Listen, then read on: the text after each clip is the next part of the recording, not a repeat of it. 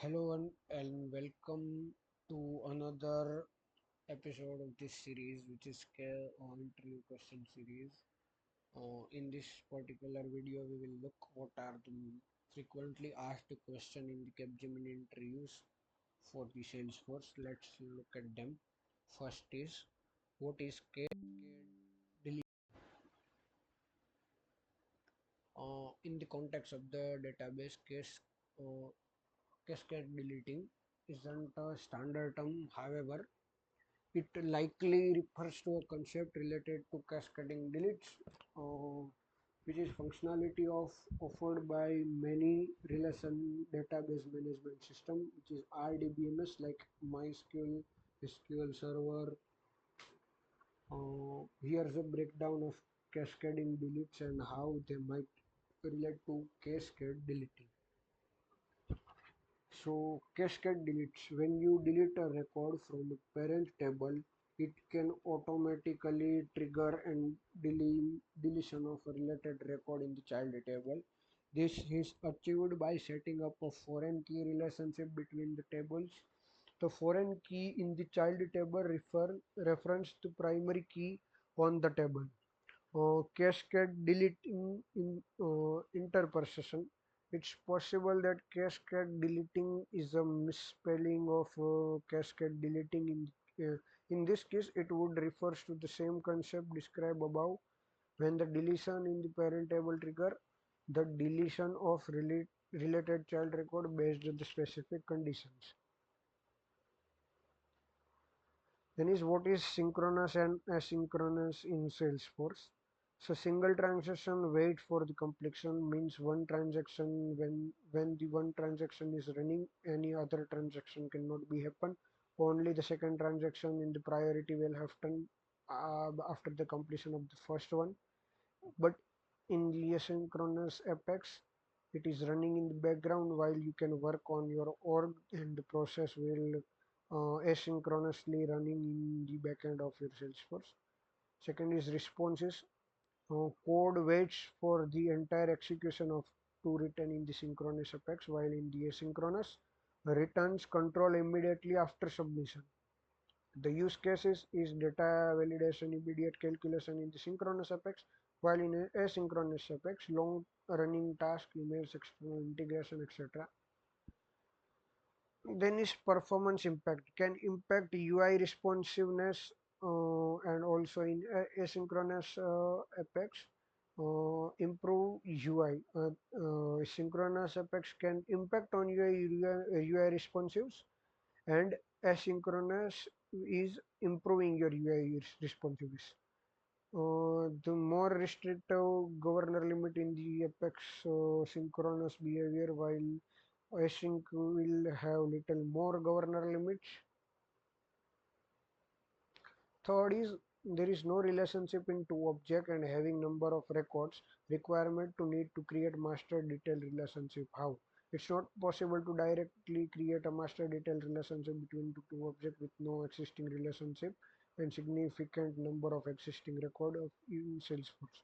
If you want to enforce referential integrity, meaning child record must always have a valid parents, then this is because Salesforce wouldn't allow you to create a child record without a valid parent master record already existing. Fourth is, can we call future method in batch apex, and if yes, how? So future method, batch apex and queuable apex. Let's understand the difference between all of them. The behavior of the execution in the future method is asynchronous, whilst in batches is synchronous, and again in queuable apex it is async. Transaction will be separate in future.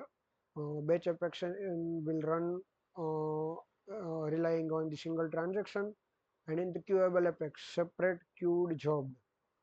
The governor limit in the future method will be separate. Batch apex will have the specific limit, and in the queuable apex it will have the separate limit same as the future method. How we can call in the batch class? Future method is not allowed in batch class. uh, in batch apex also, only where the batch apex is allowed is in the queuable apex. There is a scenario, there is one batch apex running. I want IDs of failure record and success record. How explain? Unfortunately, direct retrieving success and failure record IDs from a running batch apex job isn't possible. Batch apex job execute asynchronously, meaning they run in the background separate from the user interface. There's no real time way to access the job's progress while it's running. What are the trigger events? So before insert, after insert, before update, after update, before delete, after delete, and additionally uh, uh, undelete. Let's define them one by one. Before insert, this event fires before a new record is inserted into Salesforce. You can use code within the trigger to modify fields values, validate data, or perform custom calculation before the record is saved.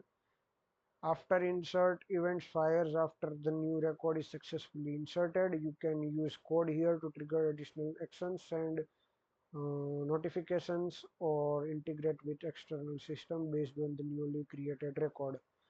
Before update, event fires before the existing record is updated. You can use code to prevent invalid update, enforce data consistency, or automatically update related record based on the changes. Mm, After update, event fires after the existing record is successfully updated.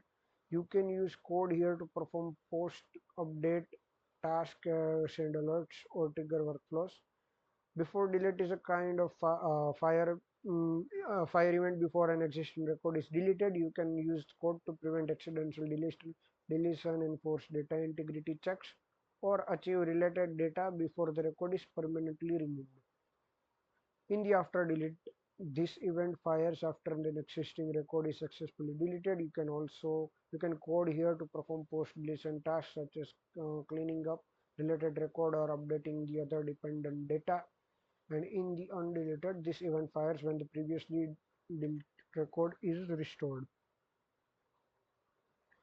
Now context variable in the trigger is insert boolean variable that evaluates a true if the trigger is fired due to insertion operation.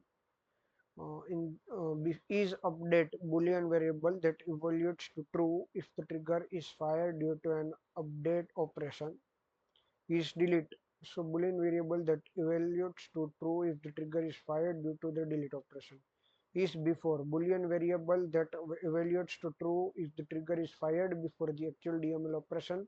Insert before update, before delete. Is after is a boolean variable that evaluates to true if the trigger is fired after the successful completion of the DML operation. Example, after insert, after update, after delete. And in the is undelete boolean variable that evaluates to true if the trigger is fired when the previously delete record is being restored.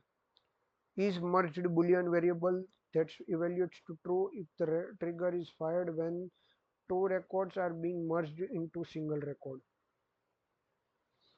What is web to case? Explain. So web to case in Salesforce is a feature that allows website visitor to submit support requests directly from our company's website and automatically convert those requests into Salesforce cases. This streamlines the process of capturing customer issues and routing them to the appropriate support team for resolution. First is create a web form, then submit a request, automatic case creation and notification and routing means whatever the information and data that is inserted by the user in your website, and after hitting the submit button, the record will be created as a case with the full with all the information inserted by the particular user. So types of asynchronous. First is future method, second is batch apex, queuable apex, and schedule apex. These are the four main type of asynchronous process. What are the governor limits in the Salesforce? So mm, 10 seconds can be extended in certain cases. In batch apex 10 minutes, queuable apex it is 10 minutes, workflow it is 5 minutes. For DML statements per transaction, there is 150. Per SQL query, there is 100, and heap size is 6 MB. Query rows will be 50,000, and concurrent long running jobs. Governor limit apply to the total number of long running asynchronous job. Future batch queuable executing concurrently from for your org. So this was the simple top 10 question that asked previously in the Capgemini interview questions. Hope this finds insightful to you. Thank you so much.